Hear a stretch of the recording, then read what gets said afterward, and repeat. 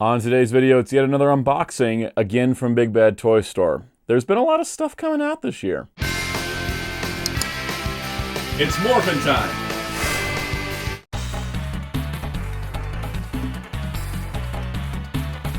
Hello, this is Soundout here, and welcome back to another Big Bad Toy Store unboxing, because yeah, it hasn't been that long since the last one, has it been? It's only been like just over a month, I think. I was doing these more quarterly, and just kind of waiting out the 90 days, but then these boxes just started getting bigger and bigger and bigger, and while it's fun for unboxing, because it's like, oh, look at this giant box, in terms of filming it, it's a pain in the butt.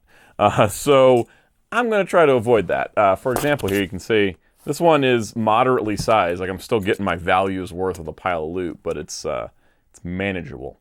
So anyways, this box has some stuff also I want to review, and when there's stuff I want to review, I need to ship it quicker. Kind of how that usually goes. And about as soon as I shipped it, 2 more things came in. Because that's inevitably when you have like a private warehouse type situation for anything, you know, you have a box, it's like, oh, I'll ship it because nothing's coming in. Inevitably, as soon as you ship it, something else comes in. It happens all the time. But if you enjoy unboxings like this, be sure to hit the like button and subscribe to the notification bell if you haven't already. Really do appreciate that. We have been kind of doing some easier videos on the channel as of late, if you've noticed. I did a bunch of really big videos back to back. Kind of burned myself out a little bit. And I was like, you know what? Let's just do some easier videos. I've got some projects in the works. I want to redo the back room where I film all the videos. And so I'm in the process of that. Like, I'm kind of almost completely tearing everything apart in a way. And so because of that, I've been like, you know what? Let's just do some easier videos. Give myself a bit of a break. You know, do the videos that I can shoot, record, and upload in, you know, a couple hours, not like the 25 hours of work I did on the Transformers rundown, including filming probably close to like 45 hours of work, because I filmed it throughout the years I got the Transformers, and then I did editing-wise, took me probably another 20 to film the intro, outro, do the editing and all that. And the video did just as fine as an unboxing that takes like 2 hours to put together. So that did not feel super great. It's not to say anyone's fault, but if you didn't go watch the Transformers rundown for Legacy or Studio Series, please go watch that. A lot of work was put into it, and viewership was basically the same as any other video, and that doesn't feel great after all the extra work.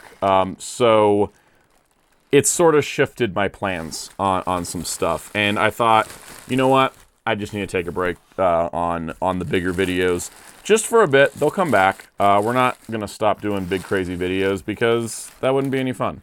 I like doing big crazy videos. I just need to manage the schedules better. Also, just see what's going on with the YouTube stuff, because there's something weird happening in the YouTube space that I can't quite explain. Not that I wouldn't on a video, but I can't quite explain it, that I don't really know what's going on. Weird stuff a brewing is the point. So it's been a little harder on the collector space, a little bit harder, or the creator side, I should say. The creator side, it's been a little rough, but we'll make through. Perseverance is what we do. So let's talk about the toys in here. We got Guy Gardner from the DC Multiverse. We're not exactly sure what's going on with DC, because Mattel got the Master Toy license back after not having it for, let's see, when did they lose it? 2018? And they're getting it back in 2026. So they took an 8-year break from DC, and now they're coming back. Or did they lose it in 2019? Was Todd, did the McFarland line start in 2019 or 2020? Anyways, it's been like a long time since Mattel the license. They're getting the license back, and it kind of puts McFarland Toys and DC Multiverse up in the air, because they made a ton of figures, and personally speaking, I don't really want the line to go away. I'm definitely a little bit more excited for a Mattel line, because I collected DC Universe Classics. You can't see it because I'm pointing to it. It's over there. But I have an entire wall. I have like 90% of every DC Universe Classics and similar lines from Mattel. So like these don't work with those because they're too big. But now that we've had this line for like 5-6 years, now there's a whole collector base that started with these. And so now I'm kind of like asking the question, like, can there be a deal? And I know Todd McFarlane's even spoken about this, like he's been talking to Mattel, because back when Mattel had DC Universe Classics, they had, there was a deal, basically, that DC Direct, which was then owned by DC, is now owned by McFarland Toys. DC Direct could produce 7-inch figures, as long as they weren't competing at retail with Mattel's products. And that was kind of like their deal back then, was that Mattel made 6-inch, DC Direct made 7-inch. DC Direct 7-inch did fit closer to Mattel's, so like I have a bunch of DC Direct figures mixed in, like Dr. Light, or I don't know, Live Wire, stuff that Mattel didn't do. It's been harder to cross-compatible the two lines here, but I'm kind of hoping that, you know, maybe McFarland has to slow down and they don't get to produce as much, and maybe it's more restricted to specialty shops and online the way DC Direct was. But I hope that McFarland's 7-inch DC line doesn't go away, because it's been getting really good lately, outside of the stupid chase figures that are like, let's make the question a chase figure. And I'm like, why? Because if you don't live in a coastal city, you're kind of losing out on a chance at those. But anyways, Guy Gardner, I've been sticking with the Green Lanterns, so here's another Green Lantern for the shelf that doesn't currently exist, because all my DC Multiverse are in a box, because I'm reorganizing. All right, so speaking of McFarland Toys, something I think will continue at their DC is they're probably going to keep making statues under the DC Direct label, because they get to do statues for Marvel, and they don't even have an action figure license for them. So I think that could happen. I've not bought any of these. Basically, like, it's a whole line of statues that's like, hey, remember this comic book cover? What if you could just own a statue of that character from that cover? I've been thinking about buying the brown suit Wolverine for a while, the one from X-Men #1. And I thought about, you know, picking up a couple others. I thought they looked really cool. But I haven't done it yet. But then they put Storm up for pre-order. And if you've seen my videos, you guys might know that Storm is my favorite X-Men, and I will pretty much buy any Storm.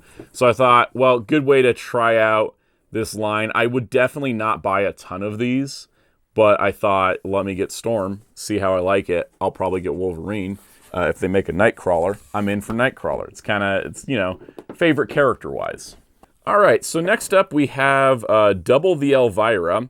First of all, we have the Red Fright and Boo edition of Elvira, which is in a red dress. It's kind of like a 4th of July themed Elvira, as you can see with the fireworks. I had not picked her up when she came out. I was going to get her, canceled her because of money. Kind of forgot that I didn't get her. Was checking on Elvira stuff, and then I think she was in the Toy Fair booth, and I was like, I should check. Big Bad Toy Store had her 40% off, so perfect timing to pick her up. This is basically the same like body figure as the black suit or the black dress one or the Pride Month Elvira, but now it's in red and it looks really nice. And then going alongside this is what I would call a canon Elvira look, which is Commando Elvira, which was actually from her movie. There was a scene in Elvira Mistress of the Dark. And this is the Commando Elvira. She actually has different accessories, which I think is nice, because basically, I think for the most part, the accessories on the red one is the same as the black dress. The Pride one had some different ones, and then this one has like the book, which is from the movie, and the bazooka, and it's got like a completely different dress style, which is her with like the headband and then the tattered dress. This is also, just like the Pride Elvira, is on the faceplate system, whereas the first couple of Elvira releases was like a full second head. They switched it to a faceplate system, so you can just swap her face. A lot easier, a lot simpler. Do really appreciate that. Kind of makes it, it's a nice improvement for sure. All right, let's see. Let's stick with NECA for a moment. They have a Toonie TV of Jessica Fletcher from Murder, She Wrote, which is an iconic TV series. If you've never seen it, Murder, She Wrote is amazing, and I never thought we'd ever get toys from characters from Murder, She Wrote. Obviously, we're just getting, Jessica.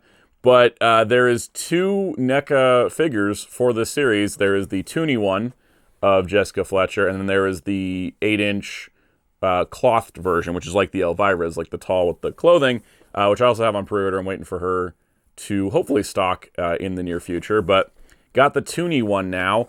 I think it'll be kind of fun just putting her on the shelf with like my Toonie Terrors figures, and she can look kind of out of place, but also perfectly in place at the same time. So really cool. Nice little throwback there. And then the other NECA figure here is one I have been really waiting for, and that is Ultimate Ardath Bey.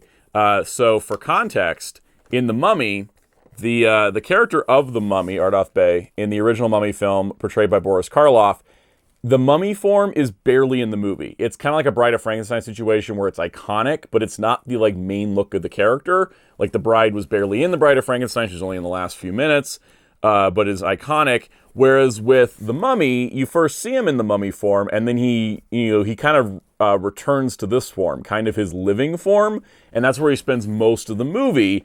And so a lot of companies just make the mummy, and then they don't actually make like the resurrected form of Ardath Bey. So pretty excited that NECA finally made him, because that was, it was nice we got the mummy, nice we got the sarcophagus, but this is what I was looking for, is just the dedication to, here's the main look of the character from the movie, and very excited about that.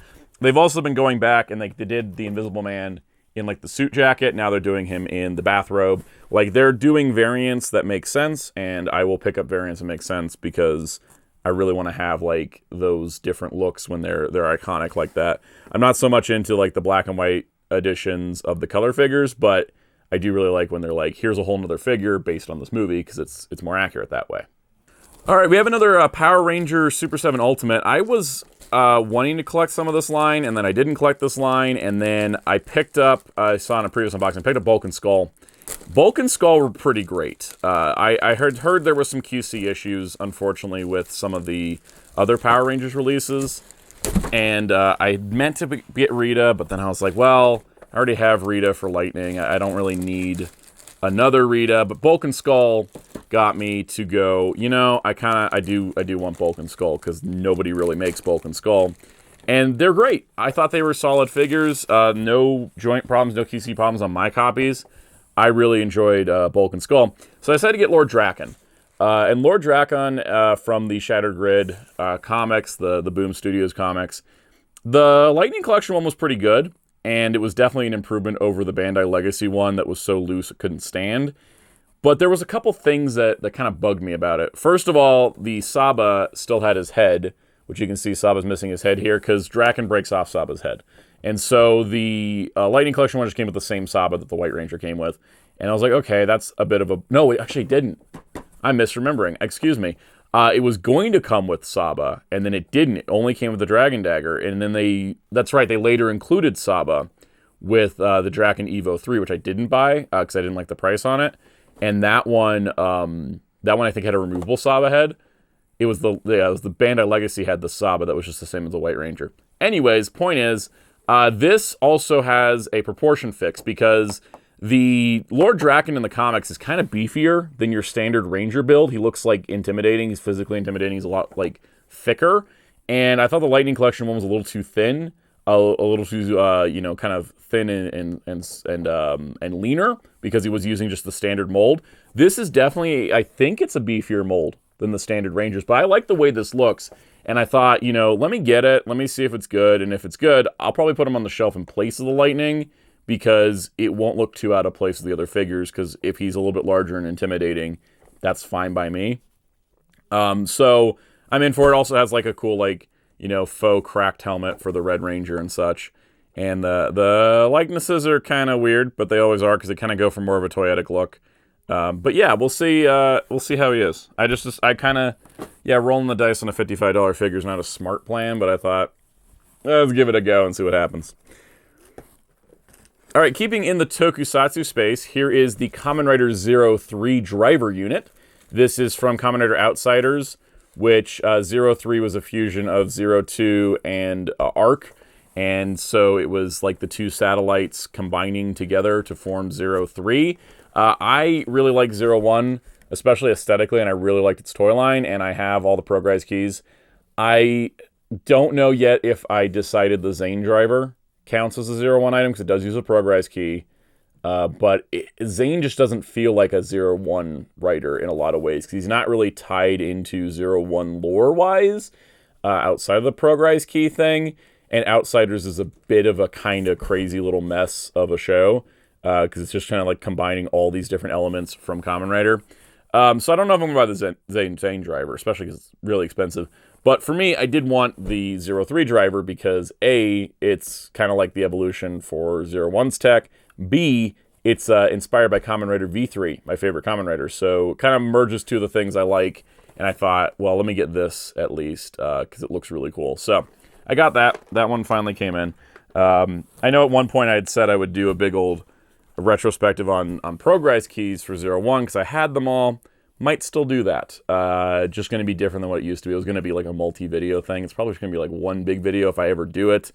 Also, if Bandai would ever stop making Progrise keys, that's been the issue, is I'm like, okay, let me start working on this. Oh, they announced another one. Oh, let me start working on it, and then there's another one. And so it kind of just kept pushing it off. But I might do something with it. It may be, I originally was going to do like, let me catalog all the sounds, but now I'm like, I might do something similar to like my Forza video from a few years ago, where I just kind of run through the toy line. Something like that. Also, cool Big Bad Toy Store sticker. Because they're celebrating the anniversary, I think. Was it this year or last year? All right, let's go to another Bandai thing, which is this brown box. Yeah, let me find the knife here. Buying premium Bandai exclusives from Big Bad Toy Store is interesting, because sometimes they're cheaper than everybody else, and then sometimes they're like insanely more expensive. And so I always just kind of pick and choose when it comes to stuff. I'm always a price compare shopper. But in this case, this was actually not too badly priced. And that happens. Like the 03 driver unit, not too bad. Shodo Super Jacka, not too bad. I absolutely love Jacka Dengahitai. It's the second Super Sentai series.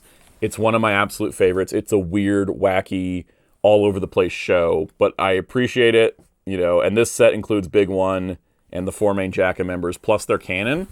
And then also, like, an absolutely bonkers amount of hands. I think everybody comes with 32 hands each, which I don't understand exactly what compelled them to include every single hand type that has ever been offered in Shodo Super in one set. But I kind of dig it, and I appreciate, like, the fact that they're like, okay, well, the Jacka weapons are kind of simple. All they have is a team cannon. How do we make sure the value's still here? And they just were like, let's just include every hand. It's absolutely, like, nuts. And I like Shodo Super in concept. I do find the price to be high because they all are all premium Bandai exclusives. Like, this set was like $125 for this small box. I find that Bandai's candy toy stuff for collectors is really good in theory. I always have an issue with the price. Super Mini Pla or SMP or whatever it's called, Shodo Super, Shodo Chronicle, I find that I really like the toys, but when you're charging me $125 and I still have to apply stickers, it doesn't feel like a good value to me. You know, like, yeah, $125 for these, not bad, because it's like $25 a figure. They come with like a metric ton of weapons, but I know that I'm going to have to, like, you know, spend hours stickering these guys, and I don't know how much is painted and how much is stickered, because they don't really make that super duper clear. And that's my biggest problem. I think if these were fully painted, I would be way more on board with buying like every Shodo Super set. Yeah, I would probably buy every team, because it's probably like our best chance of getting like a consistent set of figures. But the problem I have is that I'm like, okay, so you're charging this much money exclusive to premium Bandai, and you're still making me sticker them.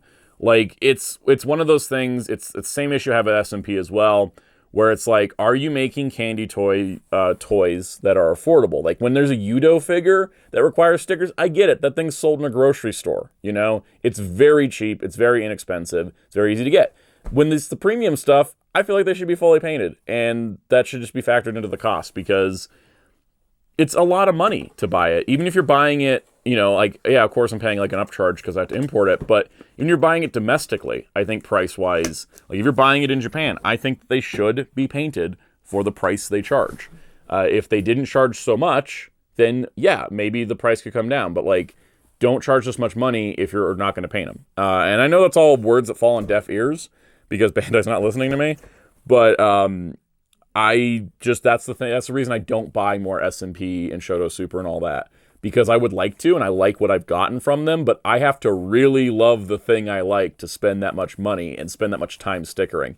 I haven't even finished stickering or opening all my Shodo Chronicle Ryuki stuff, because I just got tired of the tedium of like stickers to put like edging and lines on things, and it's just like, how much did I pay for this? Can I just get it painted out of the box? Speaking of paint out of the box, let's go with SH Figuarts. because this Goku was $35, fully painted, ton of accessories, and he's like $35. And I'm like looking at those guys, they're $25 each, and I have to sticker them. Yeah, they're smaller, and they do technically come with more accessories, but it's like, this also came out at retail. That's where my justification stuff comes in. But anyways, this is Superhero Goku. He got reissued. I decided, if you've seen it in a previous unboxing, I got Gohan, Piccolo, and Vegeta from Superhero, because I was kind of redoing my Dragon Ball shelves, and I was like, I need to have like a consistent set of the main characters. And I decided that for the base forms of like what I would call the main four Dragon Ball, Goku, Vegeta, Piccolo, Gohan, I was like, you know what? The superhero versions, they all got made in the superhero style. They all have the matching like color tones and stuff. And they all have like, you know, updated molds over what I have. So I was like, you know what? That's the set I'll go with. And I'm glad I did, because Dragon Ball Daima's not going to get us a Gohan to match the other three. Like, we're getting Goku, Vegeta, and Piccolo, which is great, but there's no Gohan. And I feel like those are like the main four characters of Dragon Ball.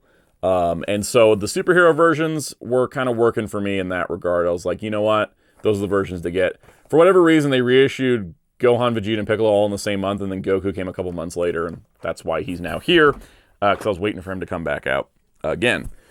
So now we're going to go into the things that you'll eventually see in shorts, like Shoshiro Hoshina from Kaiju number 8. He's the most recent and currently the last release, because we haven't heard of any future ones. I'm sure there will be. I think they're waiting for season 2 of the anime to come out. But this is Hoshina. He uses swords and blades. So he'll be fun to get out and pose and do, YouTube shorts on. I really like doing the Figuarts shorts. I don't really like reviewing Figuarts like in full-length videos, because they're like more tedious. But in YouTube short form, piece of cake. Super simple. Really do like that. Same for Pain, Tendo, the Renegon of the Six Paths. I know there's a gap in my Naruto reviews. I had done full-length reviews of several of the early Naruto Figuarts. I skipped a few. I did the short on Itachi. The short on Itachi did about the same as normal YouTube short stuff, so I don't feel like going back and doing Orochimaru and Jiraiya and Minato and all of them is really worth my time, because, like I had mentioned earlier, sometimes it's like, yeah, it's nice that I made it, but, you know, it does take a lot of time. These shorts are fun to make, and I like making them, but it does take me a few hours to make them, and it also fills up the schedule if I have, like, 4 Naruto Figuarts in a row. I've been doing that with One Piece, with the Wano Figuarts. Those have been performing better than Itachi did, so that's where I'm kind of like, what I'll do for Naruto is I'll do what's the newest ones. I'm just not going to go backtrack and fill that little gap. There's plenty of people that review Figuarts. There's plenty out there. But I will do Pain, because he is the newest one. I'll do Shikamaru. He's coming up next. I'll do Hinata. I'll do all of them. But, yeah, that's just kind of like the status of those reviews. Interestingly enough, actually, there's a short story here. So Pain was a Premium Bandai exclusive in Japan, hence the Premium Bandai logo, but he's a retail release here. You can see he shipped just normal. But the other figure like that shipped in a brown mailer box. Interesting, because that happens sometimes. Like with the Digimon Figuarts, they'll be Premium Bandai in Japan, but there'll be a general release over here, because I think Bandai's just like, oh, it'll sell there better than here. Because, like, Digimon, I think categorically is more popular outside Japan than it is in Japan. And I don't know if that's the same for, like, One Piece and Naruto, but I think it's, the collector market's a little different outside Japan. Like, Japan kind of tends to like the main characters a lot, as from what I can tell. But, like, we have supporting cast, it kind of tends to not sell as well, so they make those P Bandai. So Portgas de Ace was also the same way, and same with Shanks, where it's P Bandai in Japan, but retail in the US. But it was interesting, he came in the P Bandai mailer, but Pain came just normal. This is an incredible figure from everything I've seen. And from the photos alone, like, I knew this was going to be amazing, because I don't know if you can tell, like, Pain is kind of your standard Figuart box size, and there's Ace, which is like almost double. Because he not only comes with, like, the standard stuff we expect from the One Piece Figuarts, multiple faces, he's got his hat and his no hat options. He also comes with effect parts for the fire, which is awesome, but then he comes with his bag and his, like, his coat from, like, Alabasta when he was, like, hanging out and stuff. So he's, like, a fully decked out figure, which kind of means, like, he's more expensive. Like, Sabo didn't come with any fire parts, for example. He's like $65. Ace was $95. But I feel like he's worth it because he comes with a cloth robe, he comes with his bag, he comes with all the fire pieces on top of all the normal stuff. So he feels like he's kind of like how there's the Gum Gum part set for Luffy, where you can get Luffy for $35 and then you buy the Gum Gum part set for $40, and that's where you get like a bunch of the effects stuff. So you're like, your total cost is like $75, right? And then with Sabo's like $65, and Ace would have been like $65. Then Ace is like $95 because he comes with like essentially a part set included in with him, which I think is actually pretty nice. He'll probably be the one I'll review first, just because we're on a roll with One Piece. Let's just roll into that. Or maybe I'll do a break and we'll do Kaiju number 8 instead. But those three definitely coming up down the pipeline for shorts, which will be fun. All right, I got one Mattel figure. I've not been collecting Masters of the Universe frequently, but I am always a Mecha fan, and Mecha ended up in the Masters of the Universe Ninja Turtles crossover line, Turtles of Grayskull. It's their Reptile Wars subline. It's fascinating how this collaboration you think would have been just like a 1 year thing, but they actually rolled into a second year. They're doing Snake Man stuff. It's pretty cool. Like all the turtles are coming back out again. I got the Casey Jones as like my one figure from the first batch. I got Mecha as my one figure from the second batch. He's got cool like reptile armor and stuff, and he looks awesome. I really like the Origins Mecha and the way they did it on that, and with the way the neck is just like extra segments to his neck. And it looks like the same thing here, which is pretty awesome, and I look forward to opening him up. I do think Master Universe Origins and Masterverse are two incredible lines. I just can't keep up with them on top of like all the other toy lines I collect. And I kind of got like all the main characters I wanted, so that's kind of how that goes. But I bought Masterverse Panther, who was the Mattel Creations exclusive, because I never had a Panther in 6-inch, so I thought, why not? And he's pretty cool, and that's kind of how I handle the line. If I find a good deal or something, or if it's like, I don't have a figure of this guy, then I'll pick him up. All right, I got a Star Wars figure. It's the Grogu from The Mandalorian. It's the vintage collection one with the Pram. And this one is cute and adorable. And you're like, but don't you not collect vintage collection? Yeah, I don't. I got this Grogu specifically to sit inside the pod for the Mandalorian N1 Starfighter Transformer. Because the Transformers collab Mandalorian I got in, and I was like, it really does need a Grogu. And so this was the best one to get because it was the cheapest. Big Bad Toy Store even had it on discount. And so I just tossed it in. And so it's like, I'll just put that Grogu into the Transformer, and then I don't know what I'll do with the rest of it, but at least I can put Grogu in with Mando. Like, that set has like a whole dedicated pod for Grogu to sit in. And then it actually has like it's not even part of the transformation. It's just separate, and it has like a flight stand and all that, but there's nothing inside. And it's kind of a bummer that like weird licensing traps meant that Hasbro couldn't just like reprint this Grogu and just put him in with the Transformer. But I understand that there's like it's a licensing thing. It's like to even get a Star Wars Transformer made is like a whole thing without even just going like, can we also put the Star Wars figure in with the Transformer? It would have been cool too. I know a couple people said Grogu should have been the headmaster, and so he could have sat in the cockpit and then transformed into the head for Mando. That would have been cool too. But alas, it's not what we got. So I got a Grogu to go with that. And then we got the Dark Avengers Warbird Marvel Legends figure, which is a fan channel exclusive. If you guys had missed out on the Miss Marvel Warbird figure that was at Target, this is a similar body mold, and it is basically doing double duty, because with this head here, where you can see the eyes, this kind of works like a classic Carol Danvers Miss Marvel from the old days when she was wearing the red. And then if you put this head on, it works as Moonstone posing as Warbird for the Dark Avengers. So it kind of works in both ways. I'm not exactly sure which I'm going to display with. I might display her as Carol Danvers. I might display her as Moonstone. Because currently, when it comes to Dark Avengers, we got Norman Osborn as Iron Patriot last year. This year, we're getting Daken as Wolverine. Now we got Moonstone as Warbird.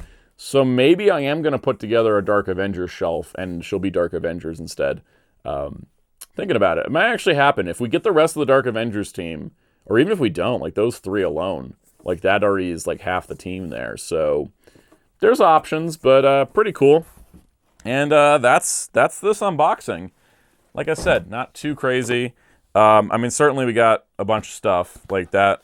goes without saying. I mean, there's plenty of items here. I'm just glad I got this kind of ordered because I really wanted the Grogu to go with my Transformer. I don't know if I'm going to do short on her. May not be anything interesting to say, but I might do it anyways because, you know, it's pretty easy. Mecha Next just going, what is this? Am I making 3 piles here? It's like, this is just for me. This is going to get a video. Ace will get a video. Pain will get a video. Hoshino will get a video. Goku won't because he's old at this point. There's nothing to say. I'm not going to review Shodo Super Jacka. It's been out for like months and months and months at this point. And also, I don't really feel like doing it. It's a lot of work. Lord Draken, probably not getting a video either. Sadly, I can't just make Universal Monsters videos and hope people show up. I've learned that lesson. So that's also in the fun pile. Murder, She Wrote, fun pile. The Elvira's also the fun pile. Because I did a short on one of the Elviras, but she did pretty good. I don't know, maybe I'll throw out Commando Elvira and see if she does well. Give it a good go. Well, we might do that. So I guess I'll put Commando Elvira over here in the video pile, because if I do Commando Elvira, I'll just throw in the red one. Here we got 03. That's going to go into a video eventually. I don't do videos on Multiverse, so that's going in the fun pile. And Storm Landed out of my reach, and that's also the fun pile. So it's a nice even split as to like, here's the things that are definitely going to get videos, and here's the thing that should get a video, and then here's a Grogu I just wanted for my Transformer. So, you know, it's fun stuff. I enjoy doing these. Now that I think about it, yeah, I'm probably just going to, you know, even if it doesn't do well, it won't be too hard to make. Just Commando Elvira, and they'll be like, look at this red one. And then, you know, kind of like a nice little combo thing. Just can't catch up. I do know there's one other Elvira I don't have, which is it's the Christmas edition, where she's in like a Santa dress, and then she comes with a goblin, and it's based on her like Christmas special. Don't have that one. That one's more expensive because of the goblin, and so I'm kind of waiting and seeing. I'm like, maybe somebody will put that one on sale, but we'll see what happens. That was the unboxing. I'm gonna keep rambling if I don't stop myself. I was gonna say if someone doesn't stop me, but no one will. I have the power, and that also means I have the responsibility. So if you enjoyed this and you haven't already, please hit the like button, subscribe, notification bell, all that good stuff. Stay tuned for future videos. If you want to keep up with future videos and continue discussions, join our Discord server in the link below.